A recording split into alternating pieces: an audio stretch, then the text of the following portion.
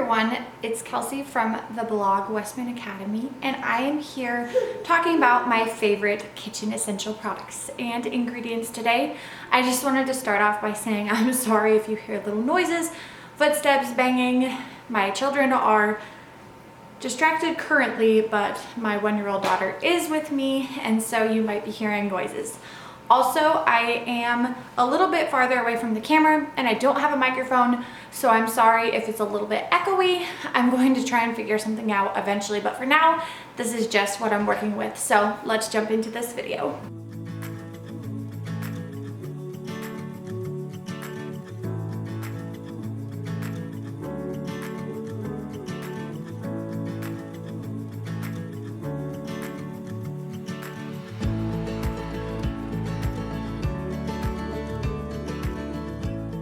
So the number one product that I absolutely love are stoneware bowls. These bowls are from Lehman's. My husband bought me this set for Mother's Day last year and I am absolutely obsessed. They are handmade in Texas but still have that vintage blue ring, so they're supposed to look vintagey but have higher quality ingredients in them than they did back in the day. Through my research, I have found that old stoneware can have lead in it, and so I wanted to steer clear from that and make sure that the glaze and the actual clay that was used is food grade safe. So this set is a little bit more expensive. If you are on a budget, I recommend getting the smallest size bowl. This is the 10-inch bowl, and I actually love and use this one so much that I asked for 2 for Christmas. So I'm hoping that this month, since it is December currently, that I get 2 more of these size bowls. I believe this bowl is on their website for around $35, so it's not bad price-wise, and they are microwave safe, dishwasher safe, and I think that's it. I'm not sure that they can go in the oven, but I will double check. I will link everything that I mentioned down below. We also loved these bowls so much, especially my husband, which is super surprising, that we actually bought the matching plate, big plate set, little plates, the mugs, and the bowls. So we have a whole matching set. I absolutely love them, and then I just find accent pieces like this one that are actual vintage pieces that match, but I don't do anything food-wise with, so it's okay if they happen to have lead in the paint because they don't really touch our food. So I have here a collection of random kitchen tools that I use. We're going to start with my most used and then kind of go from there. If you are starting out trying to get new kitchen supplies, I highly recommend researching products that are either cast iron or stainless steel, and that's going to jump us into my most used kitchen tools or pans, pots of all time, and that is cast iron. So for cast iron, I actually have 2 of the larger sizes of skillets. These are the Lodge brand, and I bought them off of Amazon. I will leave links below. Both of these are currently dirty, and I will have a whole separate video about how to wash and use your cast iron. Besides the 2 larger skillets, which I use the most, I do have, I believe this is 8-inch. It might be a 10-inch skillet. This one doesn't have the long handle. It has the 2 grip handles. And this one is really great for if I'm not making something for the whole family, I'm just making eggs for the kids or pancakes really quick. I love to use this guy.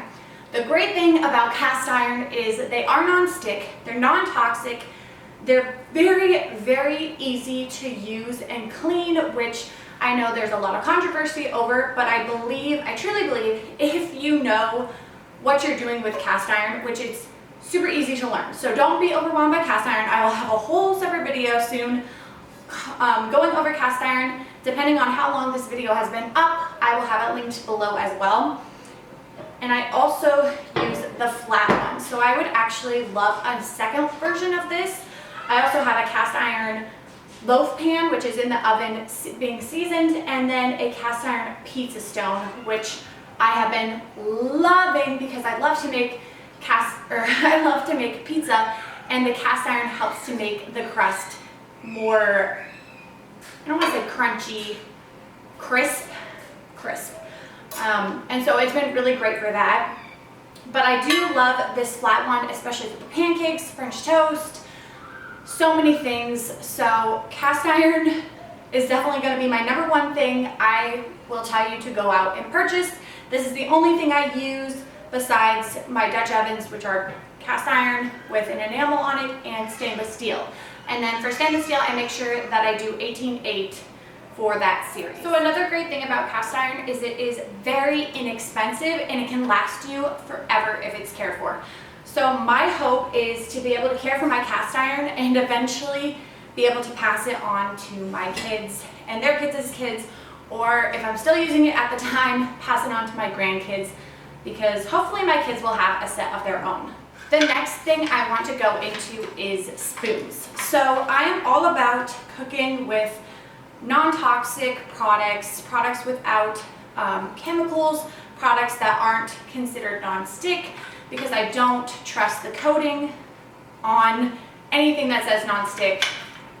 And if I were you, I would research it. I don't want to go into too much of that. So I don't use plastic spoons or spatulas because I have definitely had, especially early on in my marriage when I just was given tools. Some were from the Dollar Tree, some were from Walmart. I didn't really look into it or care, and we have definitely had plastic melt on the pans. We've had plastic melt in our food, and I am not about that. So I love wood. I love the wooden sets. They're super easy to use, super easy to clean. These do need oiled. I should create a whole post about how to take care of wooden kitchen tools, but maybe in the future. This set I bought from Amazon. I believe this is all that it came with, but this is what I use on the daily.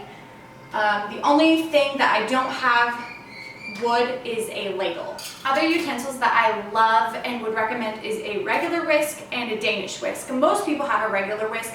Again, steer clear from the coated, the lined whisks, the plastic whisks.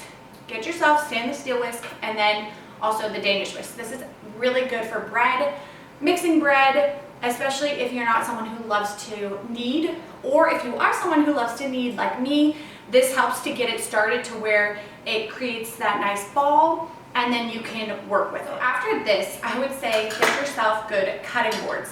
Now, my husband was super against getting wooden cutting boards because they can soak in whatever you're cutting on. So say orange juice from slicing oranges or meat from chickens. So you have to be very careful with wood. You have to care for it. You do have to oil it. This is actually bamboo. So I believe bamboo is actually a grass and not a tree. I know you're sitting there thinking, yes, how do you not know what bamboo is? But I know that these are a little bit different, but they are still treated the same as wood. So they still need to be oiled, which mine are. All of this needs to be oiled or wood seasoned. I don't know what it's technically called. I actually like the back side of these because I don't love the rim and the ridge. I like that it's just a flat cutting board. I use this for everything. There are a few things like raw chicken I will use a plastic cutting board for. I don't love it. I would actually love to get a glass cutting board for my meats. So typically, unless the meat is cooked, I don't use the wood because I don't want any of that raw chicken or raw beef to soak and absorb into the cutting board. So I hope that I can get a glass one soon, but I will use the plastic one that I have. Again, I don't recommend it. I definitely recommend a glass one if you are going to purchase something, but I do steer clear from the raw meats with my cutting board. So something else that I believe is truly a necessity to your kitchen, especially if you have a KitchenAid. If you have a KitchenAid, you absolutely need to get this. It is a cheese grater. A cheese grater, it attaches to your KitchenAid, pop it in. This you push the cheese down with, and the one that my grandma got me, which is very affordable, again I will link everything below, has different cheese attachments. So for bigger slices, littler slices, and then actual physical slices of the cheese. You just stick it into here, press up on the button so that it's not moving, it can't come out, and you can slice the cheese from the blocks. Super fresh, super easy. We don't buy sliced cheese anymore. I don't like the coating on sliced cheese. I don't like the powderiness. I feel like pre-sliced cheese doesn't melt as well. I don't love pre-sliced cheese. So we have not bought that ever since my grandma bought this cheese grater for us, I think 2 years ago at Christmas. So it's been a while that we have not bought sliced cheese. The blocked cheese is just overall better in my opinion, and I love that I can quickly make sliced cheese that will melt, that is fresh. I think it just tastes better, and this can be very inexpensive. You don't have to buy a KitchenAid brand or a specific brand. It can just be a cheaper one if you are on a budget, just to make sure that you're looking at what the plastic is made out of. If you do have a little bit more money to spend, another thing I highly recommend that I use a decent amount in my kitchen is pasta attachments. So this is the KitchenAid brand. I did not want to skimp out and buy a cheaper pasta maker and then it break or it be made out of some toxic or sketchy material. So this is the actual KitchenAid stainless steel attachment. It has three. It has kind of a fettuccine attachment, a spaghetti attachment, and then just a rolling attachment. So what you do, you pop it in just the same way that you pop in this one. Make sure that it is hooked onto your KitchenAid, and then you just fix your settings. Number one is going to be the widest. You start your pasta through there. I will probably make a whole video on how to make homemade pasta, but if you did purchase any of my recipe books, I do have step-by-step instructions on how to make homemade pasta. So pretty much once you make your dough, you roll it out, you're going to put it through this attachment first to make it thin enough that it can go into your spaghetti or your fettuccine attachment, if that makes sense. It is awesome. It is used a lot by us. Again, it's going to be more expensive. I believe it's around $200. Check the link below. Things might have changed or it might go on sale, but it has definitely been worth it. I love it. I think that there's a lot of value in making your own homemade pasta and noodles in general, and the taste is just absolutely fantastic. So much better than buying store-bought pasta. Although I do use store-bought pasta, especially the gluten-free pasta, because I am not proficient at making the gluten-free pasta for my daughter at this point. So going on from that, probably the number two thing I would buy. So cast iron would be my number one. My second thing I would buy is a Dutch oven. And you can do a cast iron Dutch oven. A lot of times with cast iron, you don't want to use liquids because it can cause rust.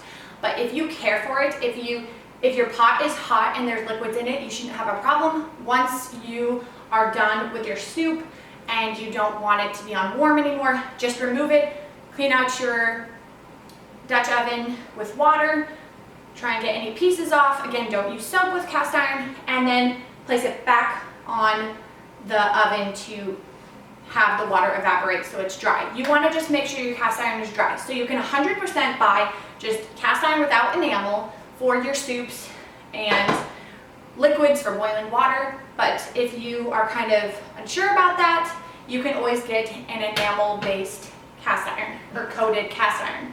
So this is cast iron with enamel. You can see that mine is scratched at the bottom. I would love to get the bigger size from Lodge. This one is the Pioneer Woman from Walmart. This is just what I started with.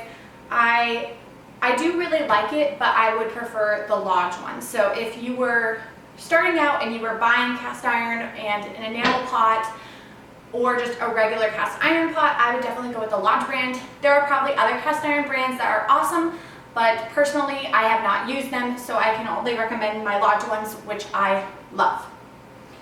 Lodge is also now being sold at Walmart, so if you don't shop Amazon and you just want to see how it feels in store, you can go to Walmart, which is awesome. So for this, I do all of my soups.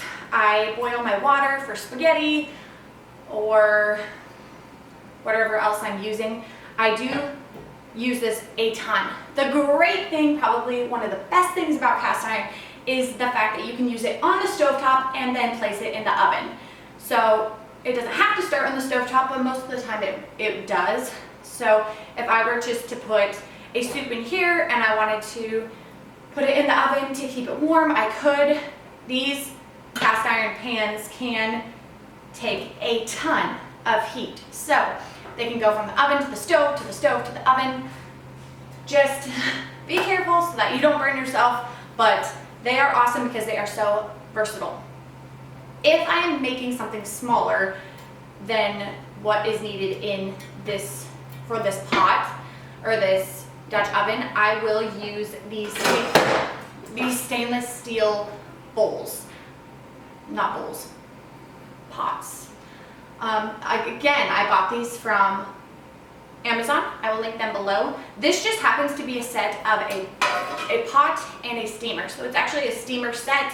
I did break the lid, I dropped it, and it shattered. So I'm really sad about that, but I steam all of my vegetables. Anytime I cook vegetables, I steam them.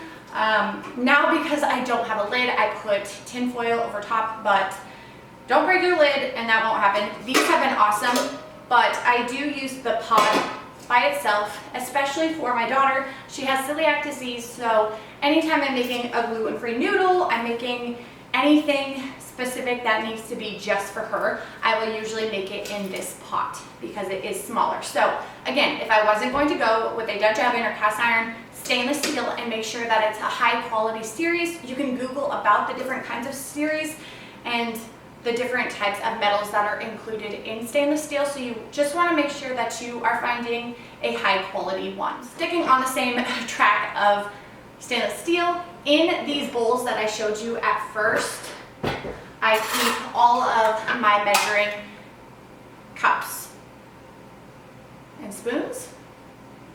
I don't know why I'm blanking on the word. I bought these from Amazon. Again, I will link everything below. I actually keep the half teaspoon in my salt container over there, and I just keep the rest in the bowl. I don't put away my bowls, I don't put away my cast iron, and I don't put away my measuring cups because I use them every day. I use them multiple times during the day. So I don't find that it's worth putting away. I just leave it in the bowl and then I can grab it and use it whenever. Again, I made sure that they were 18/8 stainless steel, high quality. I haven't had any issues. They have gone in the dishwasher. If I can hand wash them, I will, but if it comes to the point where I'm like, no, these need to go in the dishwasher, I have no problems with these. Sticking on the same path as measuring cups, definitely get measuring pitchers. What exactly are these? I am blanking on the measuring family names. These are awesome. They are glass, they're microwave safe, dishwasher safe. I have not had any problems with these. I have 3 different sizes, a small that goes up to 1 cup, a medium that goes up to 2 cups, and this big one that goes up to 4 cups. So if I am ever making a gravy, let's say, I will fill the milk up to 4 cups, pour my cornstarch, my seasonings, I'll whisk it in here, and then pour it into something like so. So I do a lot of mixing my liquids in these measuring pitchers, containers. In some cases, Alexa, cancel. Anyone else's device do that? Yeah? So these are awesome. Again, make sure you're getting glass. Something that's going to be non-toxic, safe, will last you a long time because it's worth it to pay more upfront for it to last a long time than to have to keep buying new and being unsure of the plastics and the chemicals that are leaching into your products as they're being heated, especially in the microwave. So the last kitchen tool I would like to mention is this bowl. If you are thinking that the other bowls that I mentioned aren't necessarily for you, but you want something a little high, not higher quality, but still high quality, this bowl I bought from Amazon. It's beautiful. I love it. What I wish was that it had multiple sizes. So I wish that this bowl came in a smaller size, but it is the perfect bowl for also making breads, rising dough, mixing. It is non-toxic, lightweight, dishwasher safe. It is awesome. So I will link that one down below. So looking at that bowl, it reminded me of these bowls. These are smaller bowls. I think it comes in a set of 5. Right now I have 4 in here. It might be a set of 4.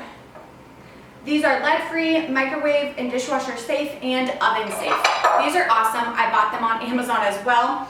I use the small one for whisking an egg or making a small amount of syrup, heating syrup in the microwave, that sort of